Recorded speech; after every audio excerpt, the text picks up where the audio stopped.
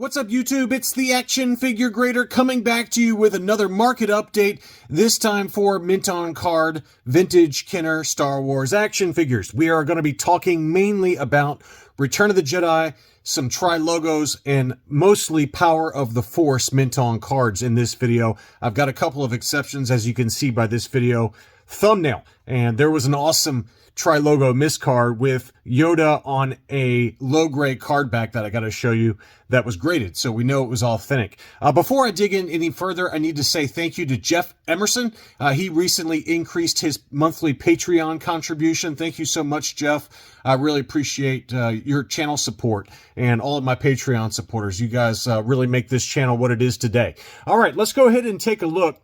We're going to start off with Toy Scout. We talk about this seller all the time, and he had a number of loose graded items and as well as mint on cards that sold, and we'll cover the loose graded, or some of them anyway, in another video. But I've got some mint on cards that he sold in an auction, and this was a 12 back B Luke Farm Boy graded CAS 75, clear blister, and just in great shape overall.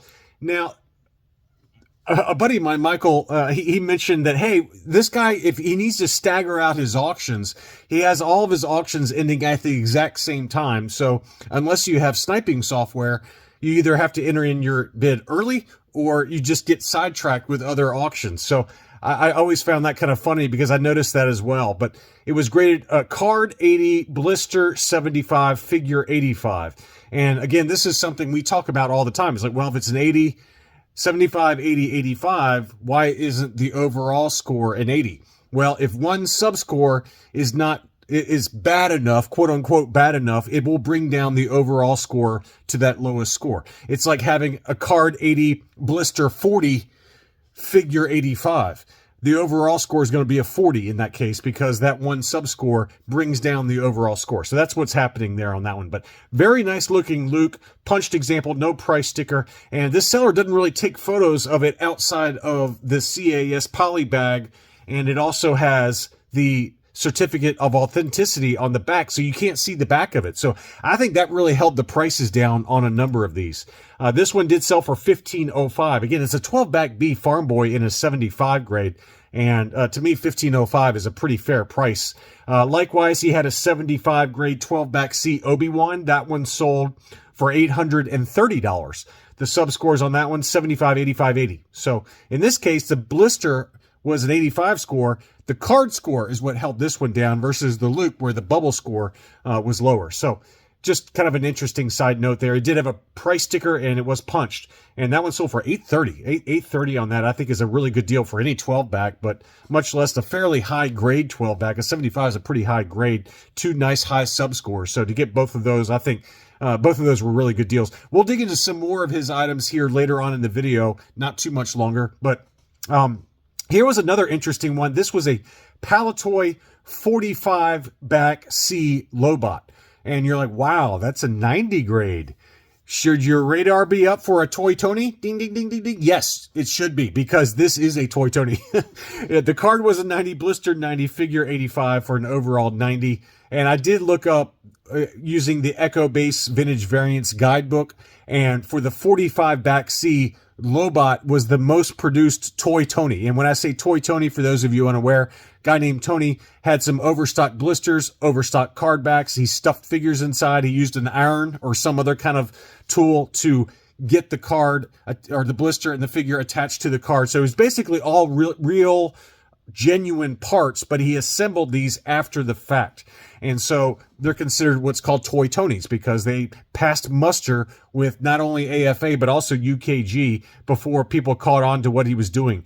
And so if you see a 45C Lobot that's in a 90 grade like this one is, it's a Toy Tony. Now, this seller did not disclose that, okay? So you got to be really careful. You really got to look at these guides that have the number of characters and the numbers per card back.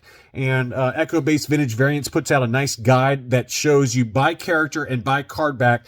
In parentheses next to the name, it'll include kind of an estimated number of Toy Tonys that exist. And for the 45C, Lobot is the most plentiful. It's like 1,100 of them out there.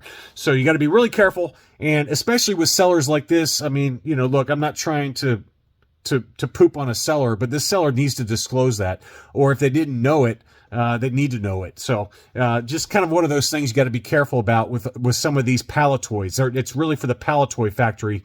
And some of the General Mills German cards, you know, that was another one where Toy Tony produced a lot of those. But, you know, especially some of these 45 and 65 back Palatoys, there are a lot of them out there. So just be really careful. But it's still sold for $414.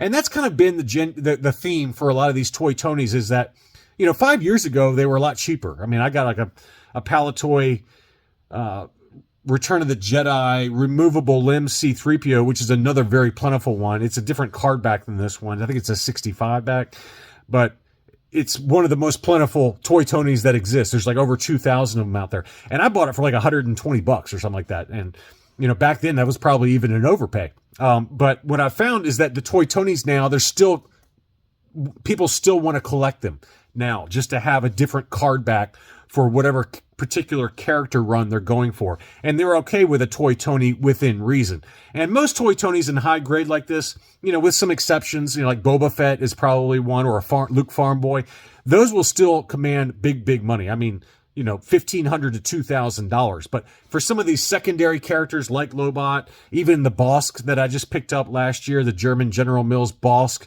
that was a UKG 90, most of them fall in that $400 to $500 range now. Most of them.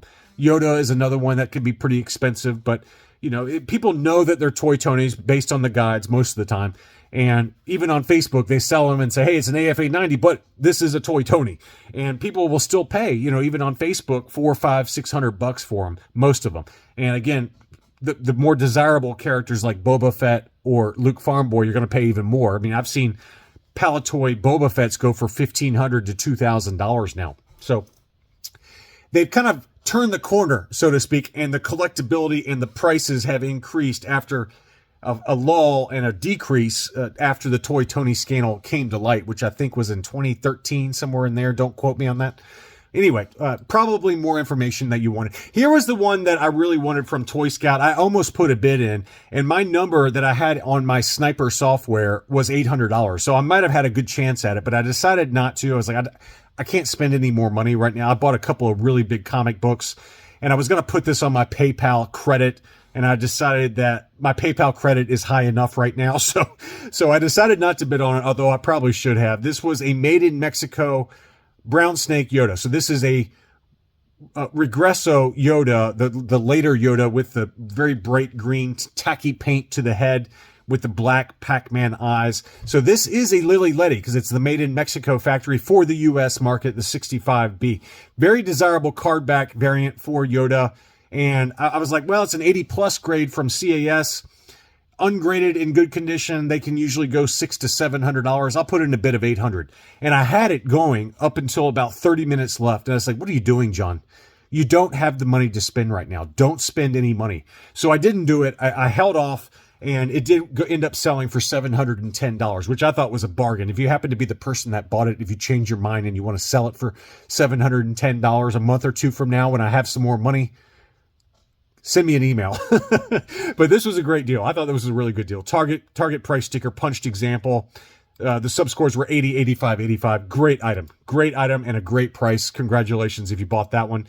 Next up, another 77 bag. This is a 77A Made in Mexico Darth Vader. This is not labeled as such by AFA, but I talked about this in my What to Buy video.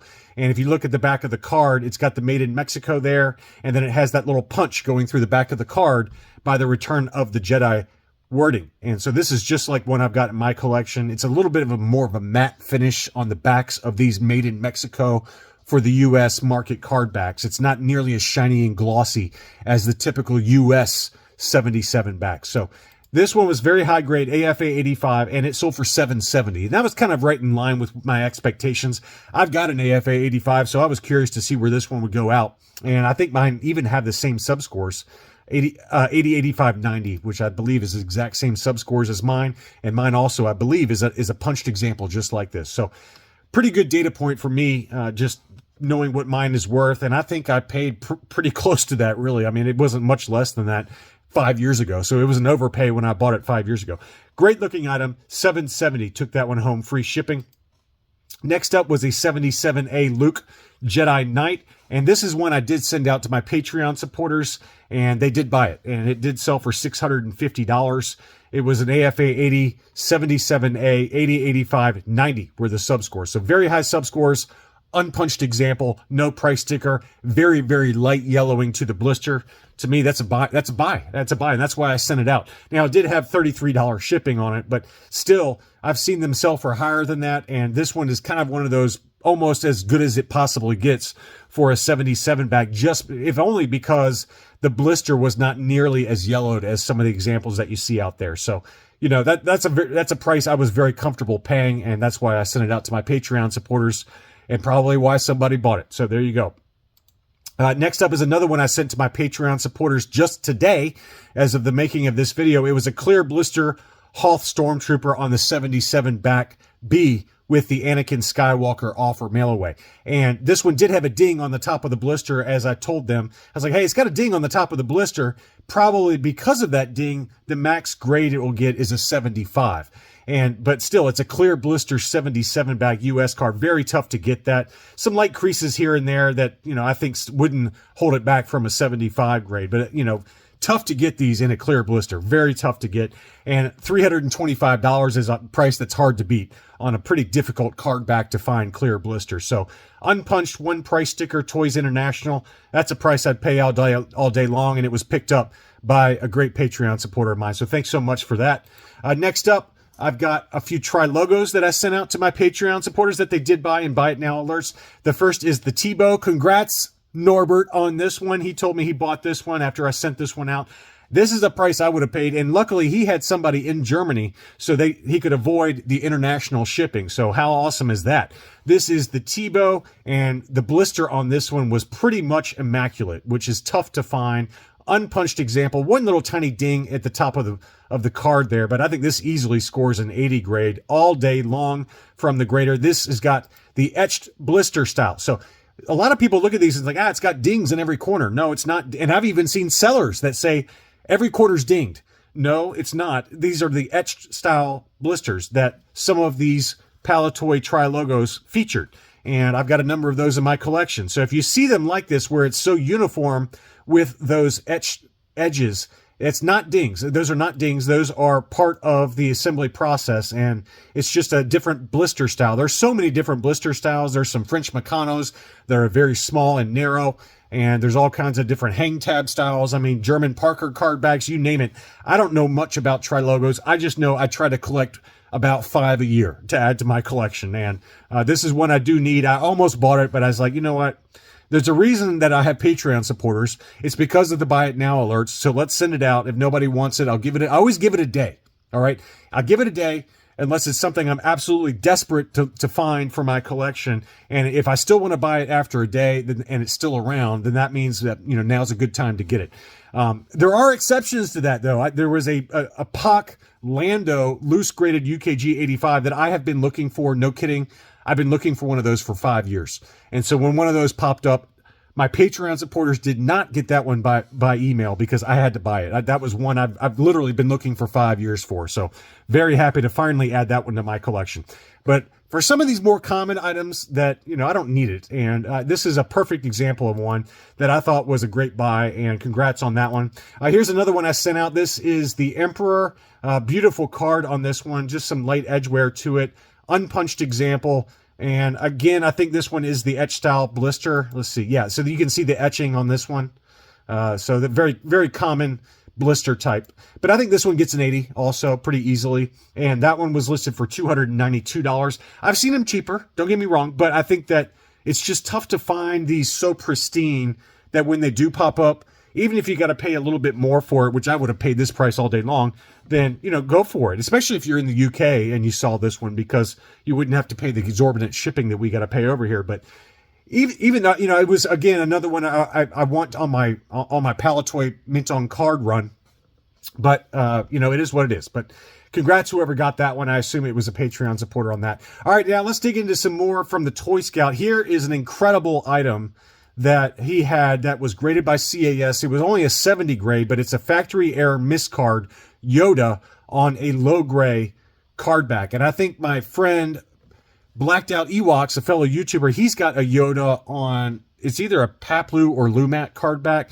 But this was an interesting one. His might be on the low grade, I'm not sure. But this one was a beauty. It was really tempting. It was a yellowed blister, 70 grade, but give me a break. It's a vintage MISCARD. You know, it's hard to pass that up.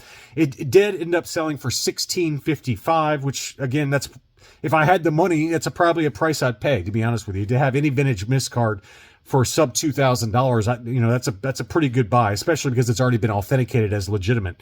So pretty cool item there. Next up from the Toy Scout, we're going to dig into all the power. Most of the rest of these are all power of the Force. And so some of these were from the Toy Scout, some of them were not. But this was a CAS 80 grade Luke Skywalker in battle poncho. Again, you really only can see one photo because the backs were covered by the certificate or statement of archival from Collector Archive Services. So you're taking a little bit of a risk that maybe it's not exactly what you want, but it has been graded. But I think that held the prices down quite a bit. $420 on that one. Next up is the Imperial Gunner, graded CAS 80+. That one sold for $565. That's a great price on that one. Definitely a price I would have paid all day long if you can roll the dice. I mean, you're rolling the dice, like I said, because you don't know what the back looks like. You're assuming that it looks good, but you don't have any photos to go by. Next up was the A-Wing palette, graded CAS 85. 85 grade. Very, very high grade. The card got an 85, blister 85, figure 90. And, you know, again, those are very high grades. So is it a little bit overgraded with an 85 score for the card back? Maybe. It's got some edge wear up here and then a little edge wear over here. But, you know, I think it's still a very high grade item, whether it's an 85 or an 80 plus, who really cares? To get that for $470. $470 on that one is an absolute steal. Unpunched, no price sticker. Next up was the Imperial Dignitary. That was graded CAS 80. Again, unpunched, no price sticker for $300. I mean, loose graded AFA 85 sets you back $225 to $250, somewhere in that ballpark. You're getting this one for $300, mint on card, already graded. I mean, that is a bargain. Next up was the EV99. This was only a 70 grade. That one sold for $365. Card 75, blister 70, figure 90 on that one. So the blister score was kind of low on this one and held back the overall grade. But $365, again, you're not much more than loose prices on that one. And on the other end of the spectrum is an AFA 85 archival case. This one was a punched example with a price sticker. That one sold down in Australia for 1,400 Australian dollars, which is 922 US dollars. So that just shows you the grade is everything. An 85 grade punched with a price sticker sold for 922.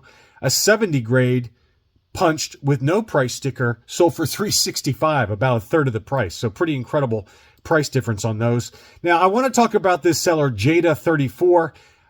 He had a number of Power of the Force that sold, and then lo and behold, some of them got relisted. 3 of them got relisted. He also had an AFA 85 Empire Strikes Back 2-1B droid mint on card that has been relisted like 3 or 4 times. So I don't know anything about this seller, okay, but I've been alerted by several folks, several watchers of my channel, that he consistently has stuff that gets relisted. So I'm just saying, bid accordingly. Be aware that a lot of these finished auctions, they get relisted, and it could be, you know, a scumbag buyer that is bidding on everything and doesn't pay. That has happened to me. I've had a number of really high-end Takara Transformer, you know, mint on card, mint in box, like the commemorative series that go for a lot of money. I had a lot of those listed at auction, and some idiot kept bidding on mine, and I blocked him, and then he'd start a new account, and he'd bid on them again. He would never pay. Zero feedback buyer. I mean, it was a real problem. He was clearly a jealous person who was jealous over my collection and wanted to ruin my auctions. So that could be happening.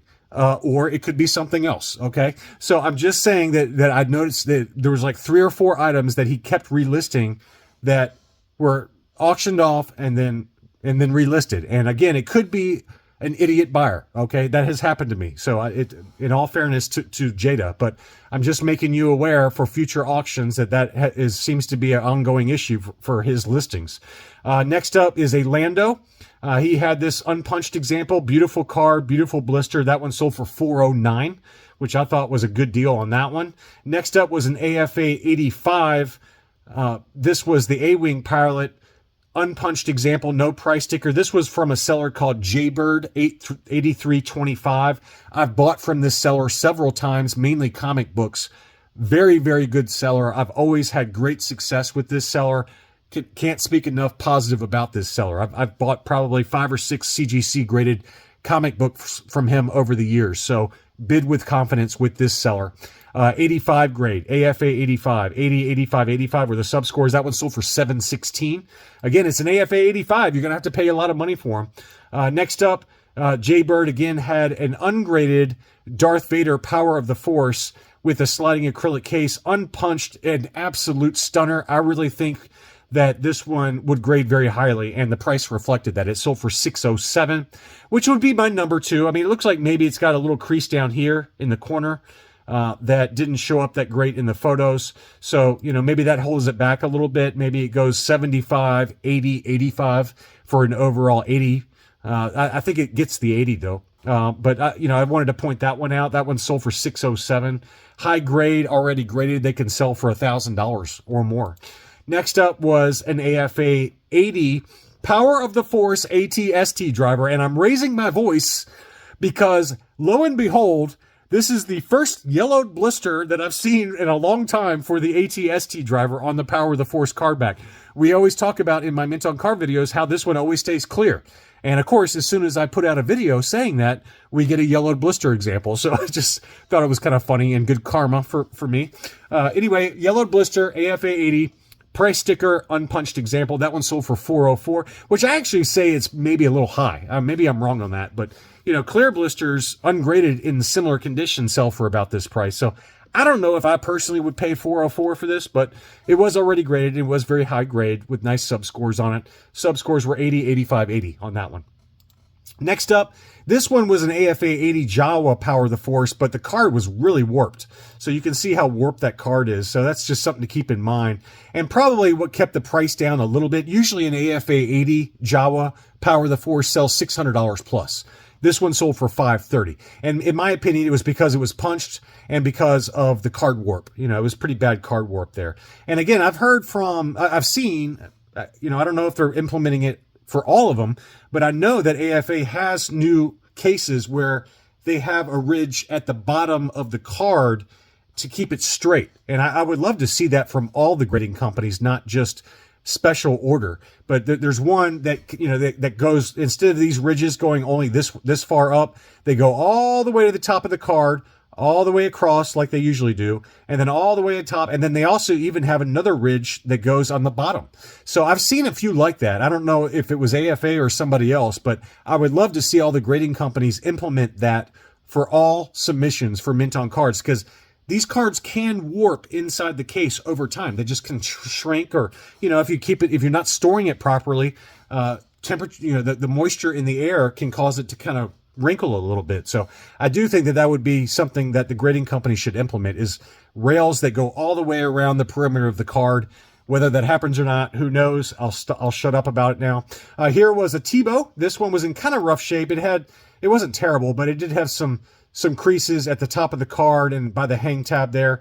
Probably at best a 75 if you're being generous. I would say a 75 for Tebow. We just documented one that Hakes had that was, I believe, an AFA 80 clear blister that sold for $800. This one sold for $230. But you can see here the seller was very good about showing the creases on it. So again, I think this is probably a best of 75, but pretty big price difference when you consider what the one on Hakes sold for. But I believe the one on Hakes was also clear blister, so that drove the price up a lot.